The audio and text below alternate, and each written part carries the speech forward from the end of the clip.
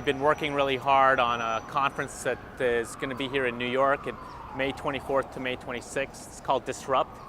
And we're doing a little bit different conference than we normally do. It's going to be sort of a combination of a startup competition, which is kind of what we're known for, and more kind of focused panels, discussions, interviews around the topics of media disruption and technology disruption. And we have a great lineup of speakers: Tim Armstrong, CEO of AOL, Ron Conway, who's a famous angel investor, Fred Wilson, who is a famous venture capitalist here in New York, Jack Dorsey, the founder of Twitter and now his new company Square, Dennis Crowley, founder of Foursquare, journalists like David Kirkpatrick from Fortune and David Carr from the New York Times, Norman Pearlstein, who oversees Bloomberg's editorial mission, everything from newspapers and magazines and books to television and video to games. If you look across the media environment, there's all this sort of upheaval, right? Disruption that's happening because of the internet, because of new digital technologies like the iPad and other tablets.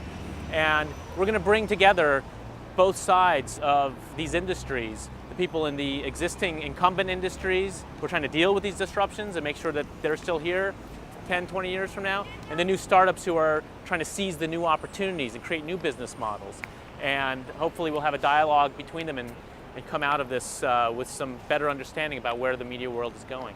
Well, the reason we chose New York was we've been wanting to have a conference here for at least 2 years, and there's been a lot of demand from people in New York, the New York startup scene and the investing scene. They're always asking us, when are you going to do something in New York? And unfortunately, the past year and a half, it hasn't been the best times economically. And now things are starting to pick up again, and so we feel financially that it makes sense to do it. But even more so than that, during the downturn, we started to see a lot of really interesting startup activity in New York. A lot of the talent that is going into startups, especially the engineering talent, are people who otherwise would have been working on Wall Street or in some other industry. They were making very good salaries, and because of those industries shrinking, a lot of that talent pool decided, hey, why not? Let's start new businesses. Part of the event is also a whole startup competition where we're going to launch about 20 to 24 brand new companies and products that are going to launch at the event. And it's going to be this competition where it's like elimination rounds, and we're going to get down to the best 5 and then the best single startup, and they're going to win a $50,000 prize.